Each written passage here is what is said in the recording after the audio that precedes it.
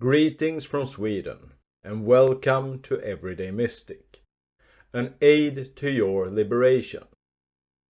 My name is David, and in today's video I'm going to talk about what we can really say about ourselves, the world, the human experience, religion and spirituality.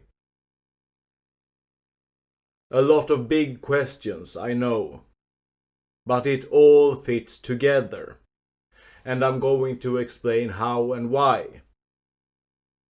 But I want to warn you that after you've listened to this video, you will probably feel more confused than you did before, and you'll probably have more questions than answers. But this is all in good order because I want people to think for themselves and not just put their faith in what anyone else says.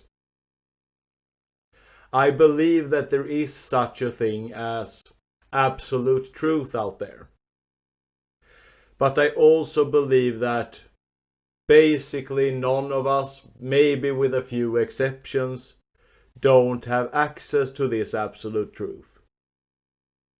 And therefore we have to, as good as we possibly can, communicate our understanding of this absolute truth.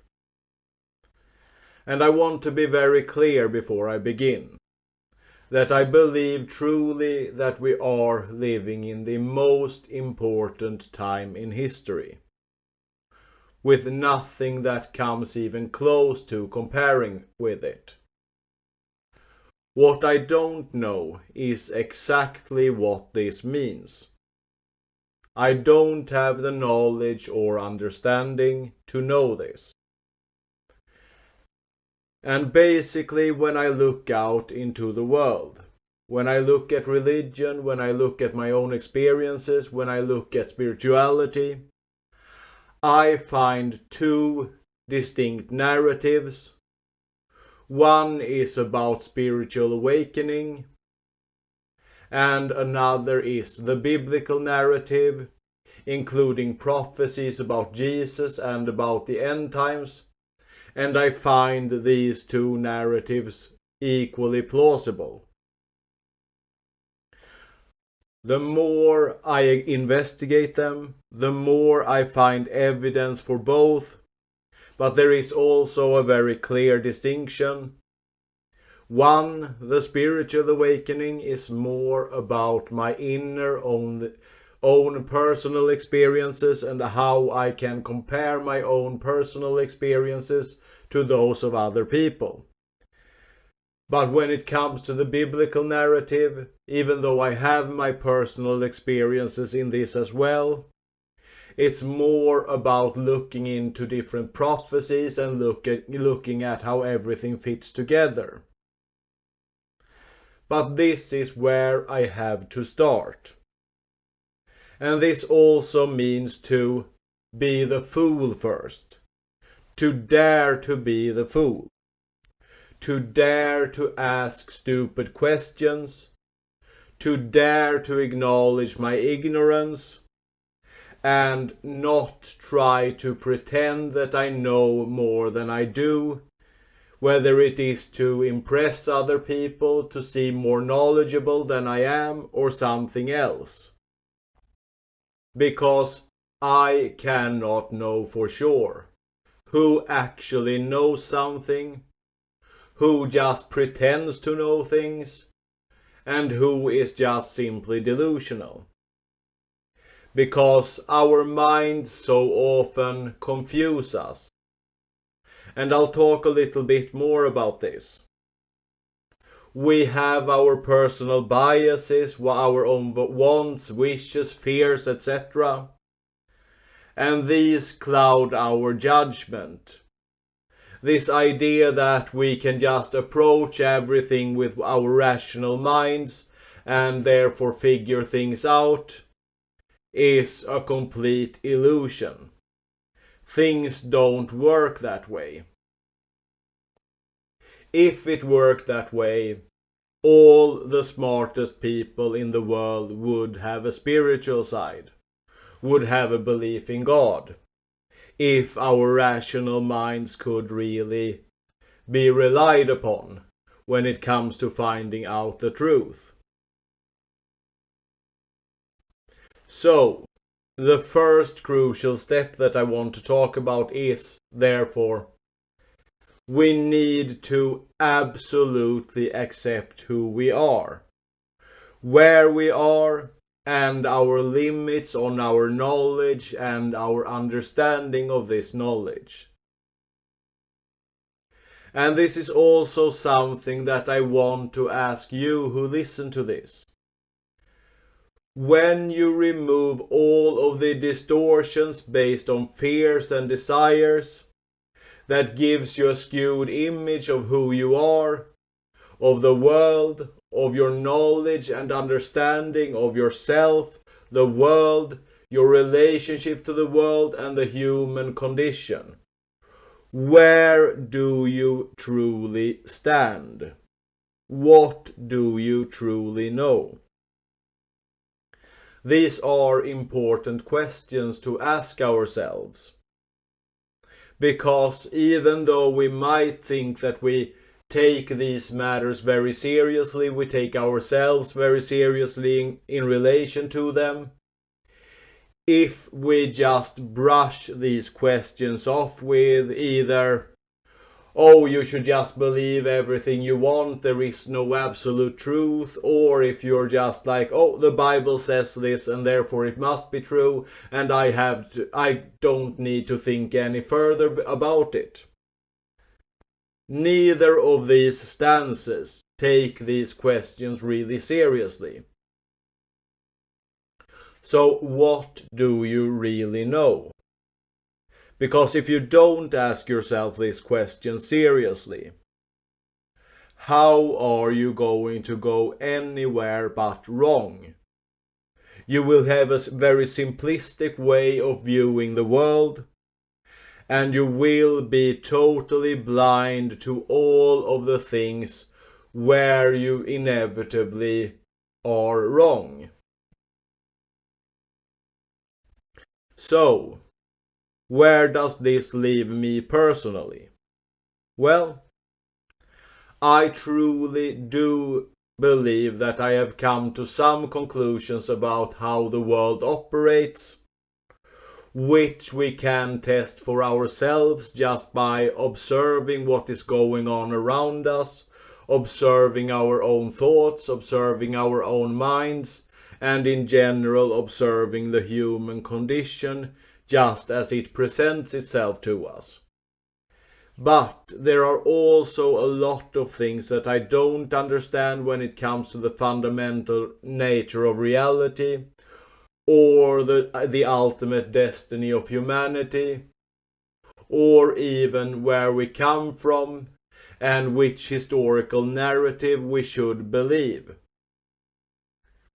A lot of people want to have one view or the other and just dismiss everyone else, and they cling very hard to this type of perspective because they have an identity invested in it. They have personal beliefs that they identify with, that they feel are very important to preserve.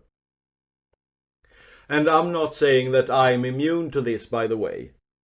Not by a long shot.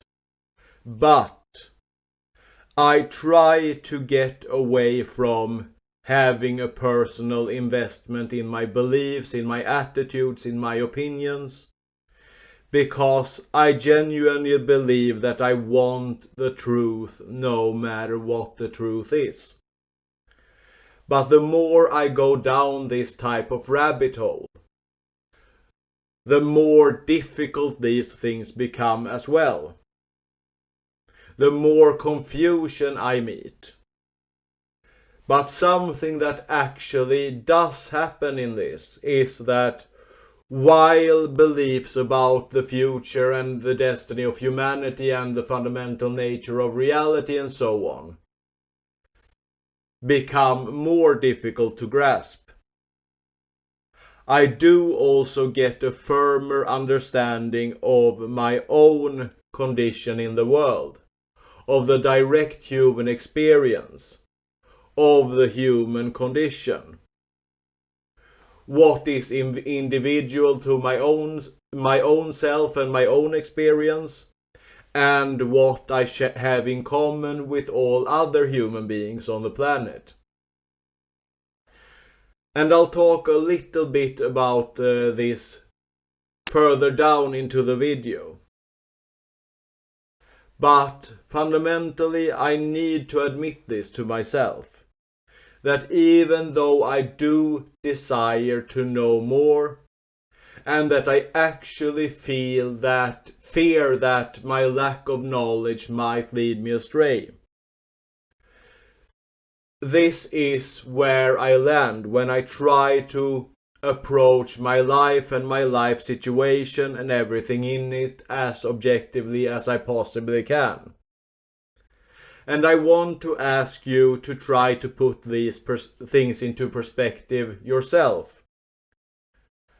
Because I bet that many who have very rigid thought patterns, very rigid beliefs, very rigid ideas about how the world works, will sort of go through a shift inside when they approach things in this manner. And now, I want to be very clear that this is not about going down the road towards relativism. On the contrary, I do believe in absolute truth. Very much so. But I also believe that if we want to approach and come closer to absolute truth, we also have to admit all of the things that distort our perception. We have to approach truth as openly as possible, with as little personal interest invested in it as possible. So again, this is where I find myself. Where do you find yourself? I have a head full of knowledge and ideas, and quite a few personal experiences in my baggage. And this is where I have to go on. This is my roadmap for where I from which place I plunge myself into the future. But I also have so many blind spots on my map. I don't know where this road is heading. But here is how it lays itself out to me so far. Fundamentally, my spiritual life is more about direct experience than about intellect. Even though I consume tons of spiritual content, listen to and read tons of books, it still fundamentally comes down to personal experiences. Because I actually can doubt my experience of the physical reality. And this is also something that I will come back to in a little while. I don't think that the physical reality is as solid as it appears to be to us. But when it comes to some of my spiritual experiences, they have been so undeniably real on every level that while I was having them, there was no doubt about them. Then as time passes, memory starts to become distorted. We start to come in with all of these thoughts that question what we have experienced, and so even though at the time when we had the experience it was so absolutely undeniably real, it becomes less and less so over time. This is how our minds and our memories work. And spiritual experiences are not exclusive to this. But they are probably most prone to distortions and the fading of memory in relation to other experiences that we can have. So, this is one part of it, but now we come to the more biblical part of it. I cannot just dismiss over 300 prophecies in the Bible, in the Old Testament, that point to Jesus. I know that there is a whole discussion to be had about different troublesome aspects of the Old Testament, but that is not the point of this video, so I want to stick to the topic. There is also, besides these 300 prophecies, a very clear, sometimes very subtle narrative where all of the major events of the Old Testament seem to in some way point to Jesus. And I have other videos that talk about this, so I don't want to get into too much detail about this right now. But you have this, and this is something that I actually want to bring up here. Ever since the fall, whether it happened or not, or if it's just symbolical, that is also not the point of this video. All the way from the fall we have this idea about that there is something corrupt in the creation, something that we need on a spiritual plane to be liberated from, and this in some sense is the job of Jesus. But we also have this liberation narrative that also point to a Messiah over and over again in different ways in all of the stories in the Old Testament. So, and we also have these different flawed characters that in one way or another point to the perfect Messiah that is supposed to appear. Again, I cannot deny this, but I can also not deny my own personal experiences. And I actually want to stress one Bible verse one Bible chapter actually, that I want you to check out. And it is Isaiah 52.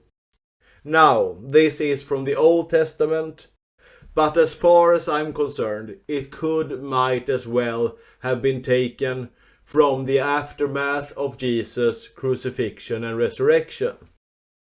So check out Isaiah 52, you can find it anywhere on the internet, of course.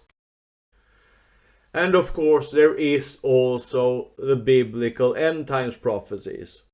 Now, I have a whole video about it and I will make another one in the future, so I won't get into detail about it more than to say that if you really look out into the world and the events that are going on, I think that you can see very clearly that we are heading for some major end of something and some major beginning of something new. Whatever this actually means in reality, I personally don't know.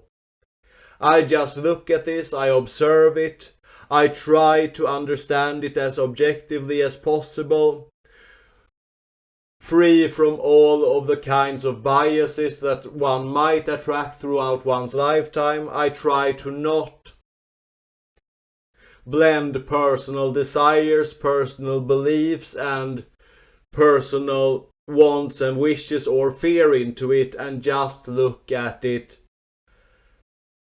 as objectively as I possibly can, knowing at the same time that I am not an objective observer.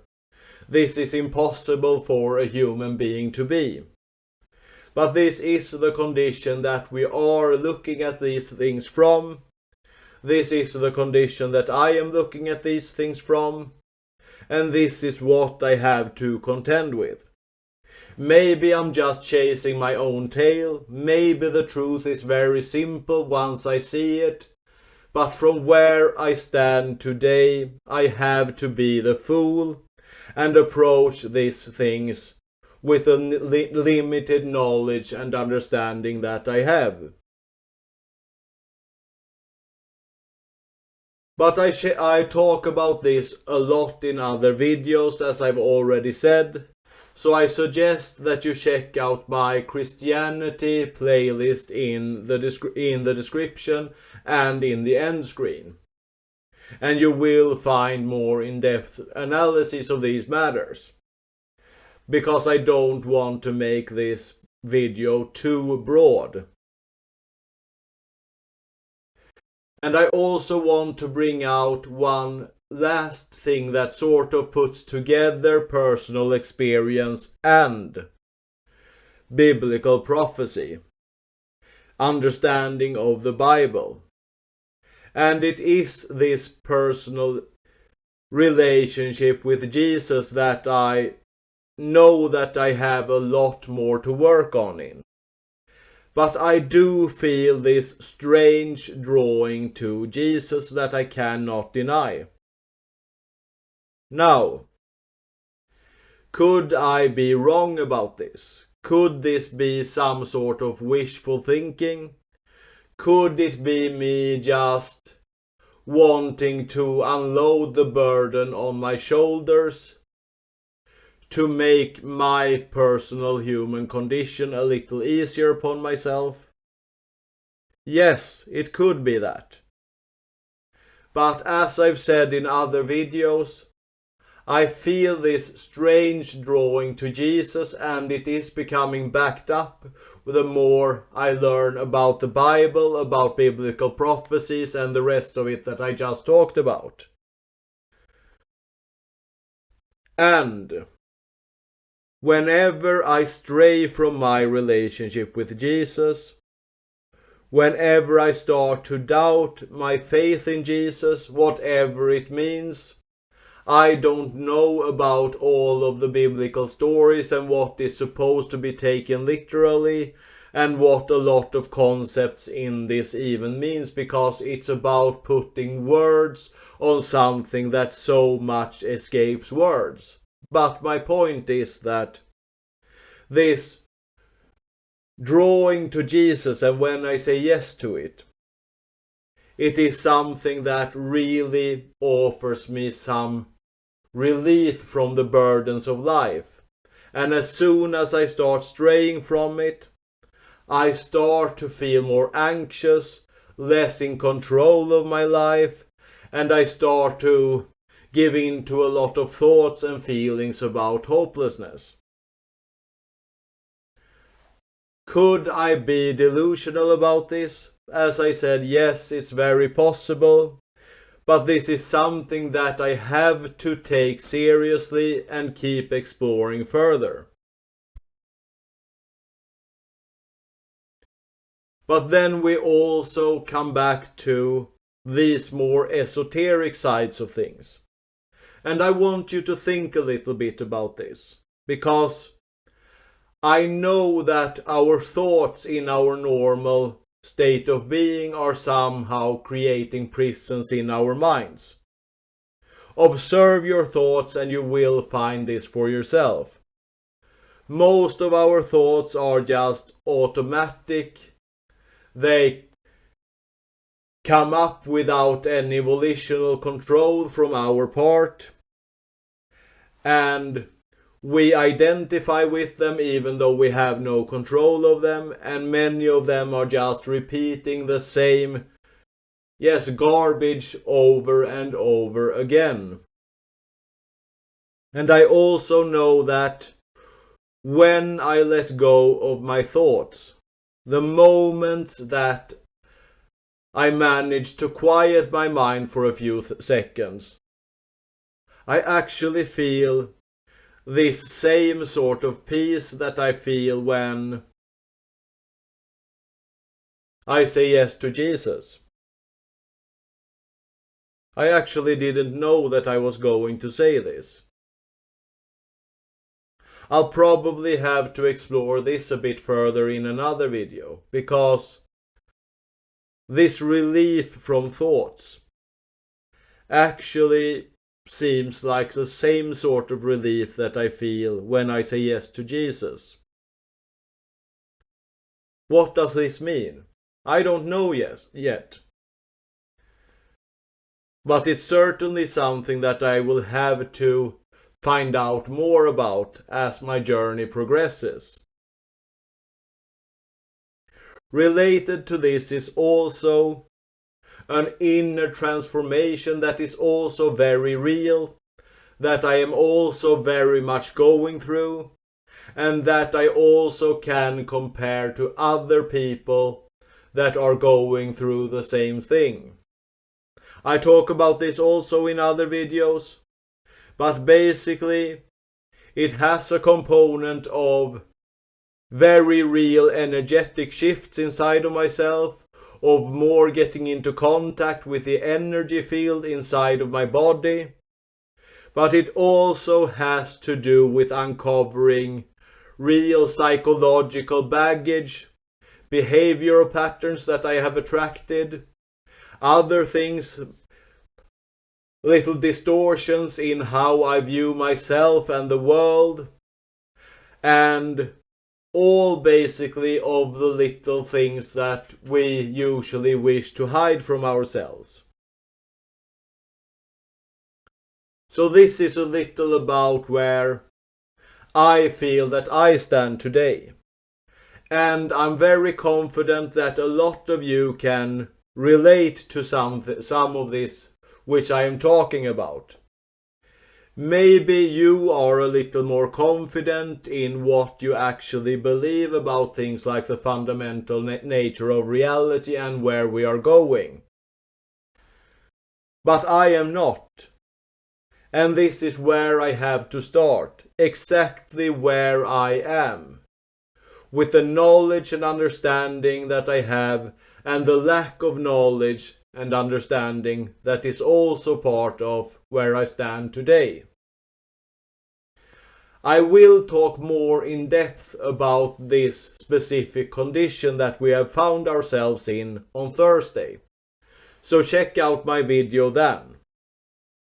And besides that, that is just it for today. If you like this video, please leave a like, leave a comment and share the video on social media and other places. All of it helps the channel to grow. And if you haven't done it already, subscribe to the channel.